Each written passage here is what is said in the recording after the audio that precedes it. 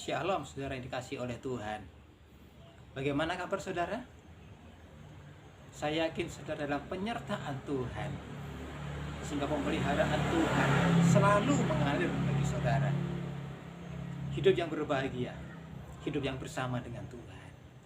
Mari kembali saya ajak saudara untuk minum lagi air kehidupan surga. Terambil dari Matius pasal yang ke-7 ayat yang ke-13 sampai dengan 14. Demikian bunyi firman Tuhan. Masuklah melalui pintu yang sesak itu, karena lebarlah pintu dan luaslah jalan yang menuju kepada kebinasaan, dan banyak orang yang masuk melaluinya. Ayat yang ke-14. Karena sesaklah pintu dan sempitlah jalan yang menuju kepada kehidupan, dan sedikit orang yang mendapatinya. Saudaraku, Tuhan memberikan dua pilihan, dua pintu, yang satu lebar, yang satu sempit. Demikian pula jalannya, yang satu lebar, yang satu sempit. Sehingga yang lebar ini begitu banyak orang suka.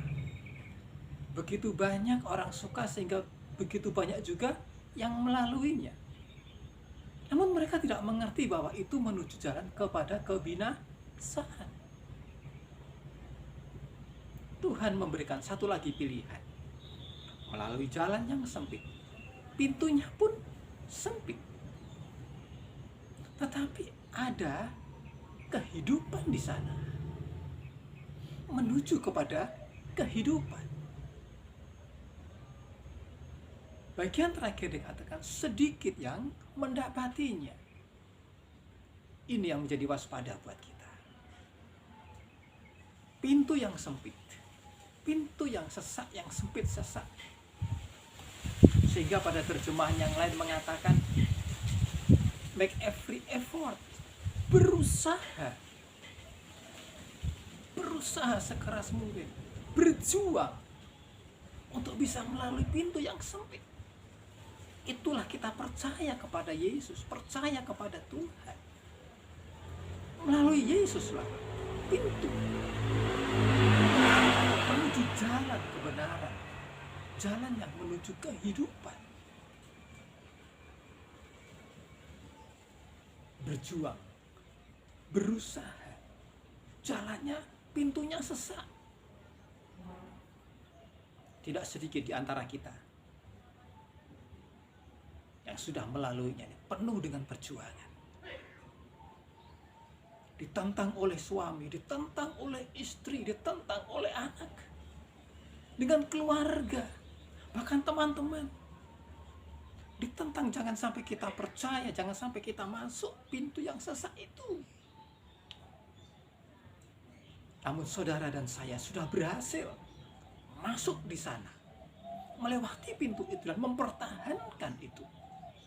Berbahagialah saudara yang sudah berhasil berjuang. Namun setelah kita masuk pintu yang sempit, pintu yang sesak itu, kita masih diperhadapkan juga dengan jalan yang sempit. Wow, ada kesukaran apa lagi? Ada perjuangan apa lagi? Jika saudara melalui jalan yang sempit dengan mengendarai mobil, mengendarai sepeda motor, Anda perlu hati-hati, Anda perlu waspada. Sesama dengan kendaraan yang lain, Anda perlu waspada. Itu sebabnya di sini juga sama. Namun kita ingat, ada rambu-rambu dari firman Tuhan. Di Alkitab terisi rambu-rambu bagaimana kita harus berjalan melalui jalan yang sempit. Jangan sampai saya dan saudara melalui jalan yang sempit terjadi tabrakan atau senggolan, atau bahkan kita bisa jatuh ke jurang karena jalannya sempit. Itu sebabnya ada aturan di sini, ada aturan firman Tuhan, sehingga kita bisa selamat menuju kepada kehidupan. Diperlukan kata saling menghargai, saling merendahkan diri, saling mengasihi, saling menasehati, saling menghormati, sehingga kita bersama-sama bisa melewati jalan yang sempit itu. Karena ada kata saling juga. Ada firman Allah yang menuntun langkah kita. Firman-Mu itu terang bagi kakiku, bagi jalanku. Itu firman Tuhan.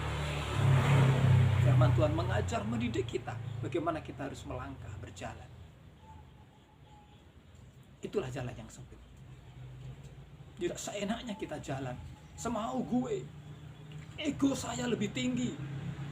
Ego harus dimatikan, betul-betul mati ego. Tidak ada lagi ego di sana. Mari saudaraku,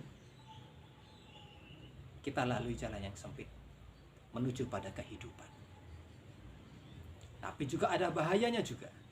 Kalau kita sudah melalui pintu yang sempit, melewati pintu yang sempit, kita masuk pintu yang sempit, namun kita buat jalan sendiri, jalan yang ketiga, dan kita tambahkan sendiri.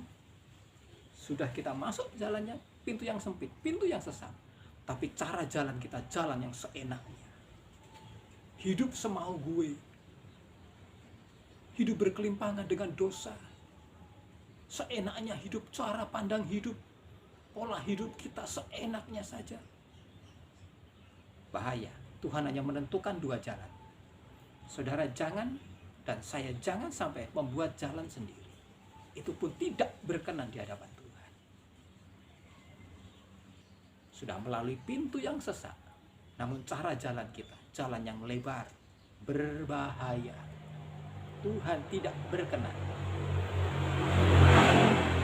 Mari sepanjang hari ini tetap lakukan aturan firman Tuhan supaya kita bersama-sama melewati jalan yang sempit dan berhasil sampai tujuan, kehidupan kekal. Selamat beraktivitas. Tuhan Yesus memberkati saudara. Haleluya. Amin.